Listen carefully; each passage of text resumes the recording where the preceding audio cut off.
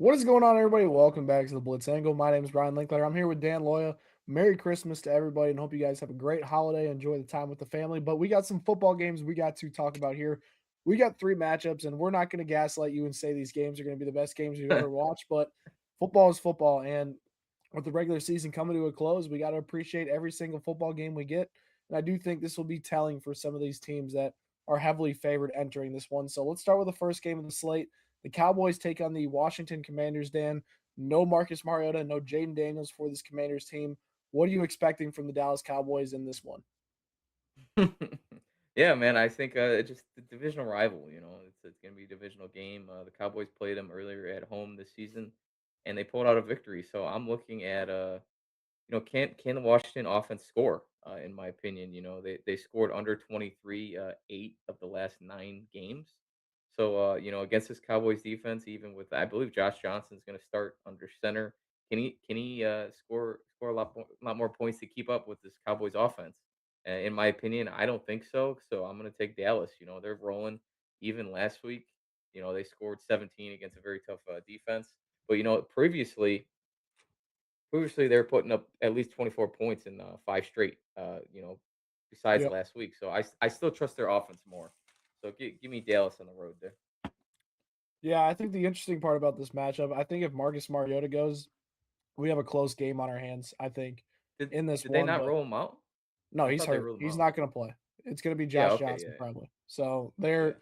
they're looking at that situation, and Washington without their first two quarterbacks are going to be in a bad spot, right? They're going to be able to move the ball effectively, I think, through the ground a little bit, but their passing game with Johnson at quarterback last week, it was abysmal, right? They're not going to be able to move the ball consistently, and I know the Cowboys defense is really bad, but they're in a bad spot offensively right now. But you flip the other side, like the Cowboys offense has a great matchup against this Commanders defense that has really struggled through the air this entire season and hasn't found any sort of consistency through the air at all this year. Dallas with Dak Prescott, right, and George Pickens and CD Lamb, Jake Ferguson, they have all the plethora of weapons that they need.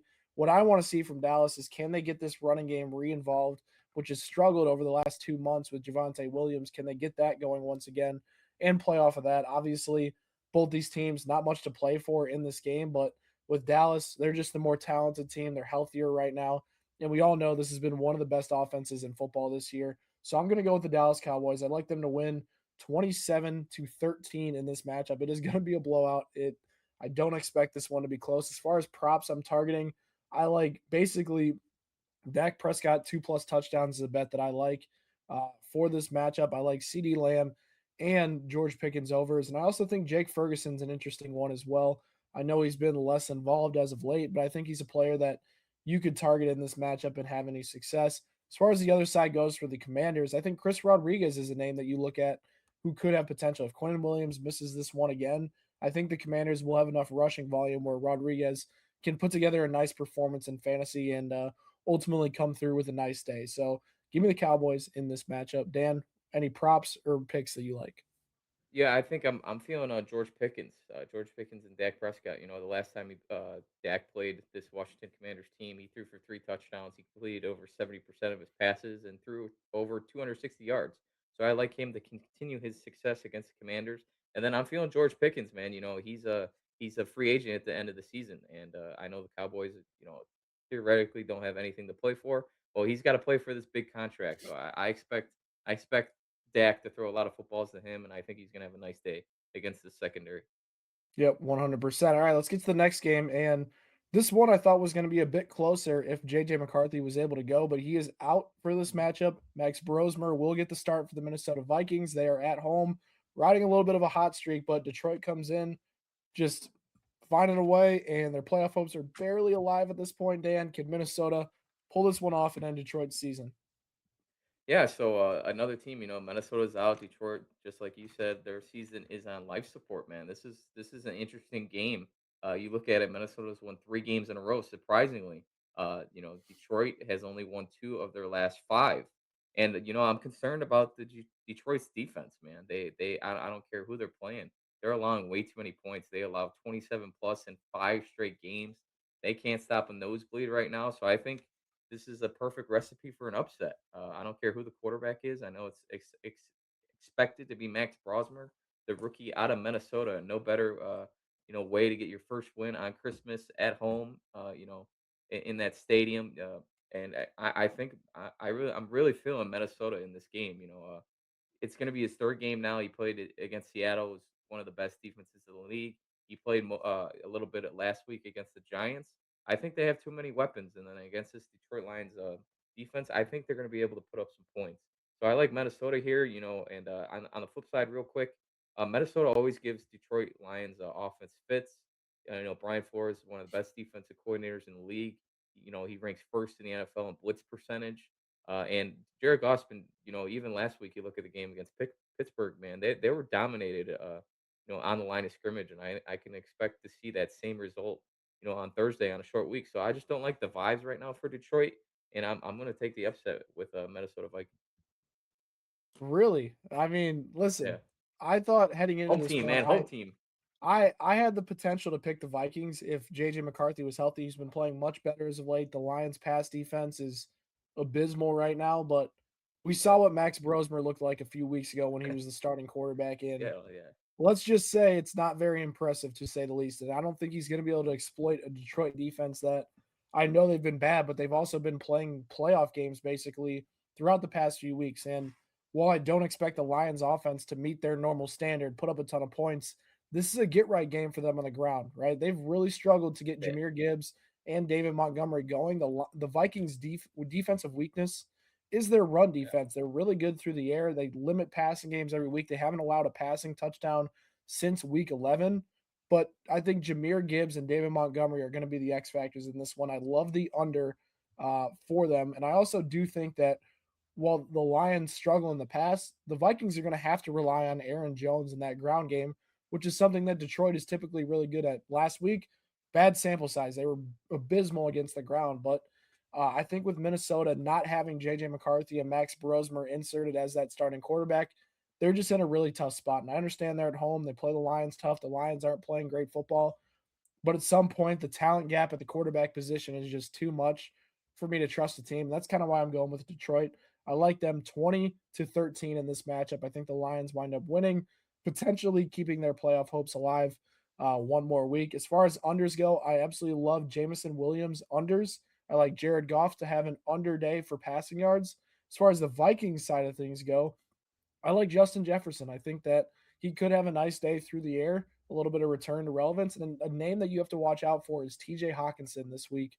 Last time him and Brosmer were connected, he actually got some good volume at a nice day. So I think he's a little bit of a sneaky prop that you could target in this one to make some money. I think that's one I probably will be targeting this week. But give me the Lions. I think they move on at least and keep their playoff hopes alive maybe one more week. What are your thoughts for props go? yeah. I agree. It could be another revenge game. T.J. Hawkinson, he did score a touchdown when they last met us, a couple weeks ago when Minnesota pulled off an upset in Detroit. So I like T.J. and I'm gonna echo your point against Justin Jefferson. The last time he played Detroit, he recorded 6 receptions, he had 9 targets, and he scored a touchdown. So I like Yeah. those two guys as well, man. Yeah. Right there Let's with get you. into the next game here in the nightcap for Thursday night football. You got the Denver Broncos traveling to Kansas City. Dan, I can't remember the last time the Chiefs were plus 13 at home in a football game. And that is just crazy to think about. They are without Gardner Minshew now, who is out for the year. They are turning to Chris Olokonen at quarterback. We saw them lose to the now 3-12 Titans last week. Is there any chance for the Chiefs to win this game? Uh, I mm, I was gonna let you go first because Oh, you this want me is to go first? I could go yeah, first for go this ahead. one. Yeah. Lead No, it off, lead there's it a off. 0% chance they win this game, and I hope they don't win this game. They need to keep continuing to better their draft position for next year.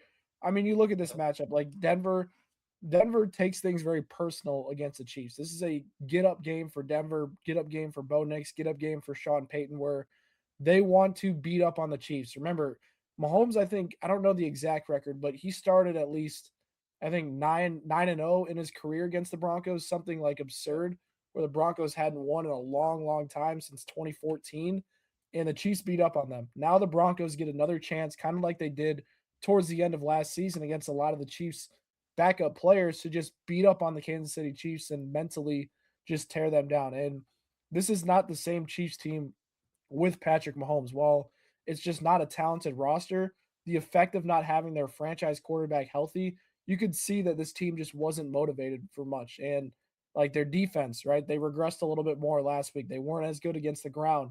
Cam Ward still had a really good day through the air, and that's been the biggest weakness for the Chiefs defense this year is they don't rush the passer and they allow a ton of stuff through the air. So I think Bo Nix is in for a really strong day.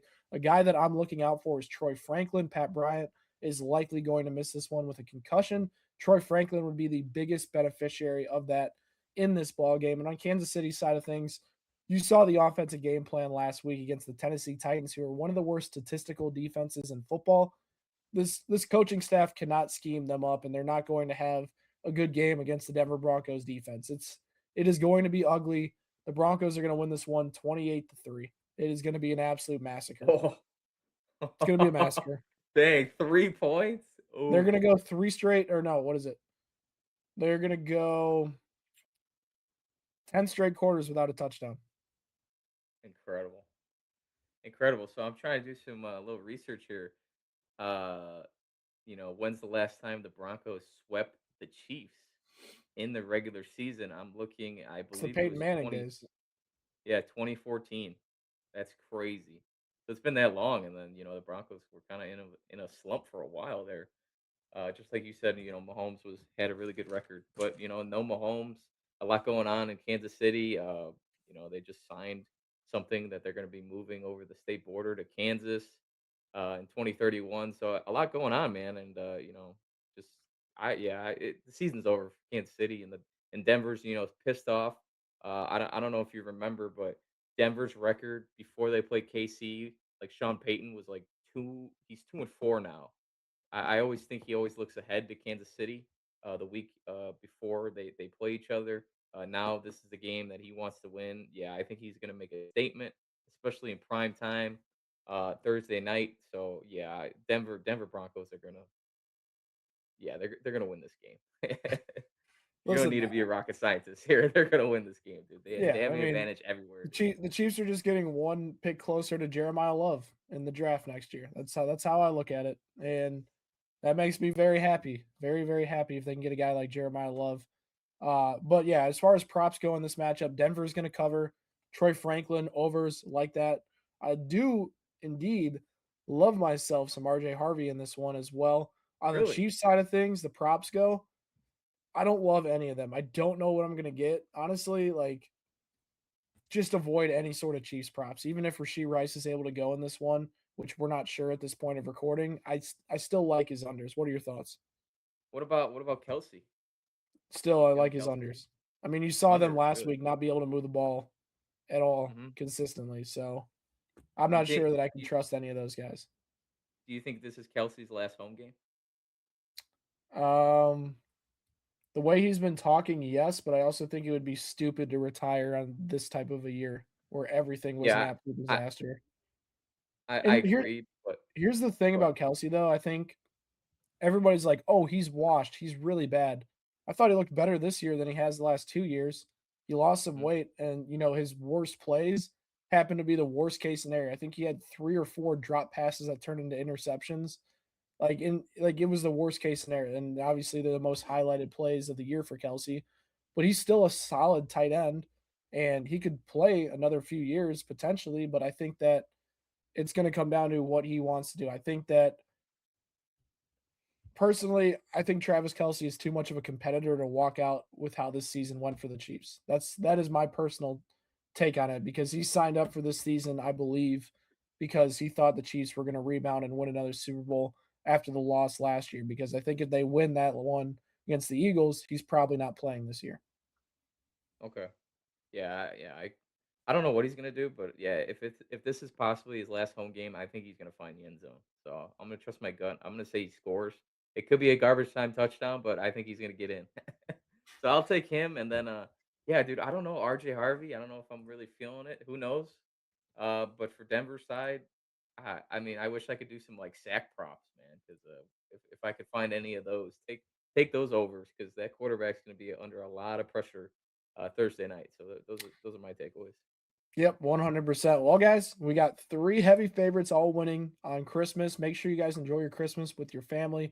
Me and Dan wish you guys all a Merry Christmas. Make sure you drop a comment down below with your predictions. Hit that subscribe button for more Blitz Angle content. And me and Dan, we'll catch you guys next time.